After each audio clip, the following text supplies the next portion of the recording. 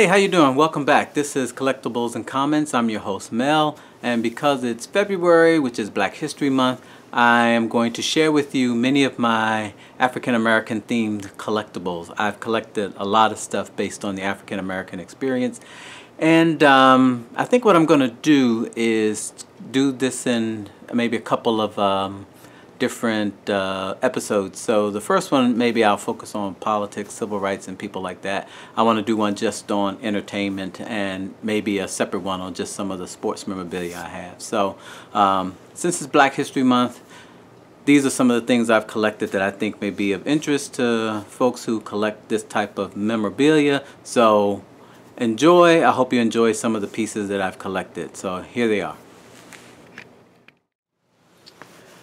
Okay, here we go. This first piece I'm going to talk about is my copy of Andrew Young's autobiography. It's called An Easy Burden, The Civil Rights Movement and the Transformation of America. And the reason I'm showing you this is because I got a chance to meet Andrew Young, and he signed this. Let me tell you about the event. Here's his signature.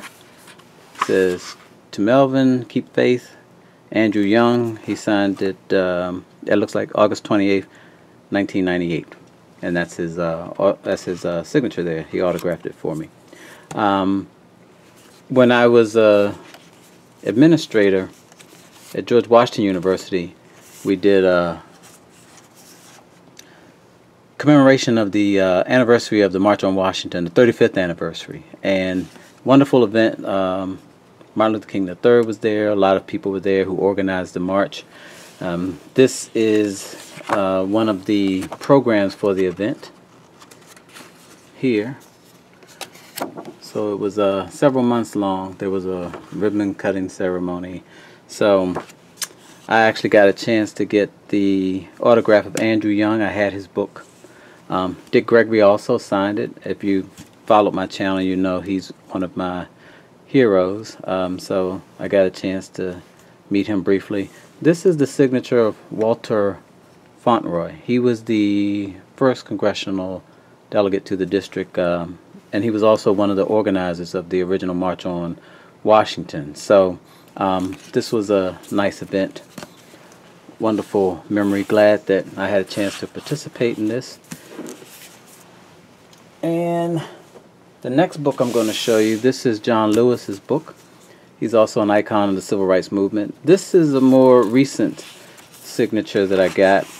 He was promoting his graphic novel that he was doing, and I had this, and I had read this years before, and so I had it with me when I met him. And so I actually asked him to autograph it to my daughter, so that's supposed to say Grace. It says, "To Grace keep the faith, John Lewis." He autographed this in 2013, 9/14/2013. So very proud to have that. Let's see. These are some of the other pieces I have. Let's see. Let's talk about Olmec Toys. Olmec Toys is kind of nice because this lovely lady here wanted to create some toys that her son could be proud of, and they did a figure called Sunman. But then they began to do these African American heroes, heroes of the past figures, and they did this one, Our Powerful Past, Martin Luther King, and this is a Martin Luther King action figure. A little dusty, but to show us some love, I bought like a couple. I bought like maybe about 3 of these. I kept a couple. They used to sit in my office. This is what he looks like out of the box. This is the Martin Luther King figure here, and he comes with the podium. So this is my drawing table. It's kind of tilted, so this stuff isn't going to stand up, so just pass it here. But I thought it was great that they were doing these. I got these at Toys R Us. The second one they did was Malcolm X, and this is what the Malcolm X box, this is what it looks like. And the back, and again you have the founder of the company. Now it says coming next. You see that? It says Harriet Tubman. I never saw the Harriet Tubman figure. I think the toy company may have folded or something before they got a chance to do Harriet Tubman. I would have loved to have had that one, so I was always on the lookout for that, but I never saw it. And again, this is what Brother Malcolm looks like. actually, I think they did a really good job on the sculpt for Malcolm X. There's not much articulation on these. There's just not in the back. There's a little in the arms, even with King, a little in the arms and the neck, and that's about it. So there's not much articulation on these, but they're great figures. I really like this one, and again, this one sat in my office for a while, and he came with a podium too. This is actually a pog on the front of here. I just stuck that there because it said X. It didn't come like this. It was just a podium, just like the King one. Just the microphones are reversed, I guess you could say. But yeah, so this was the Malcolm X figure. Okay.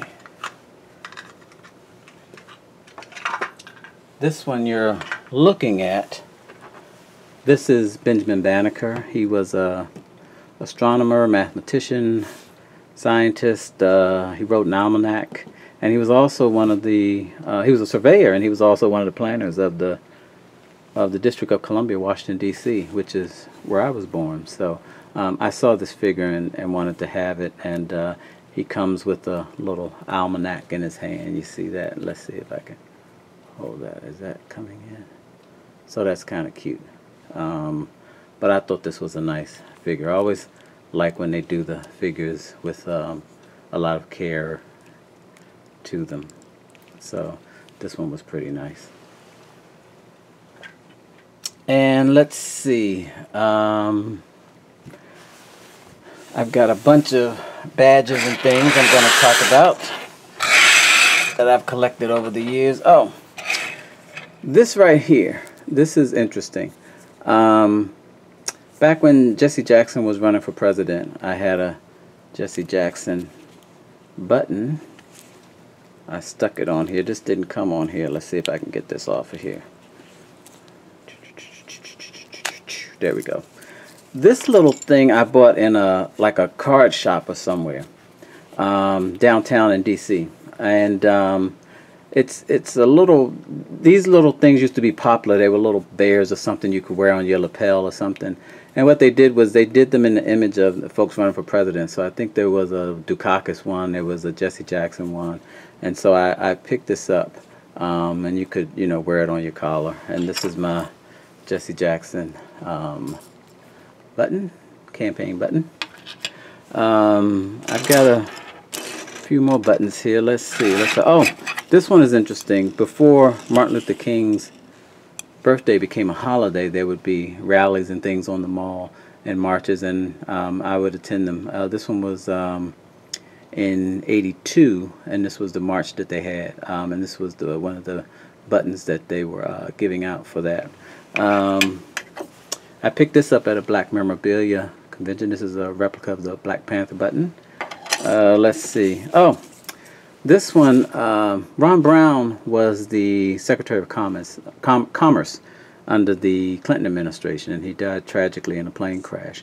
And when he passed away, it was sad. And so there were these buttons, and he was, I believe, the first African American to hold that position. So I kind of picked this up. It was really sad when he passed. So this is the button. Let's see. I've got some.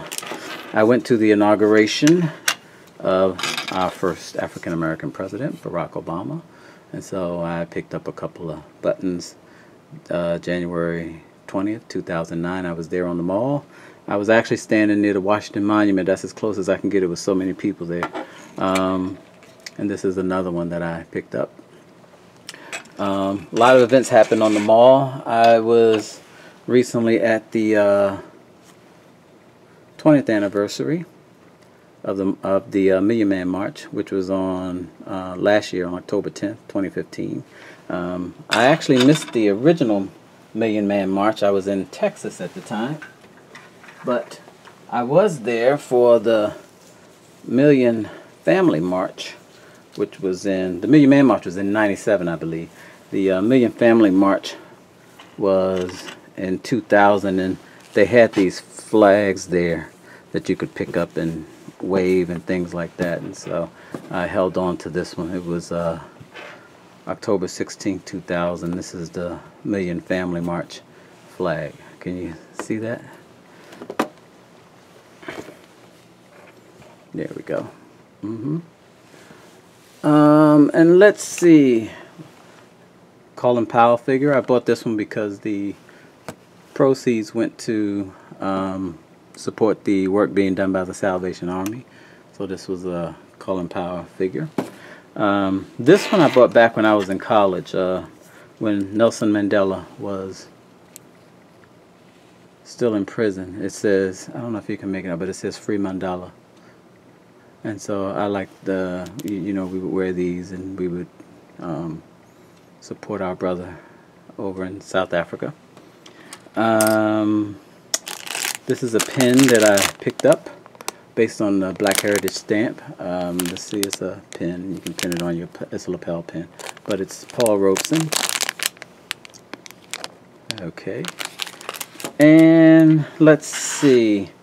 This is something I really like. When we would do events at the university, commemorating after the King birthday was made a holiday and commemorating the work that he had done.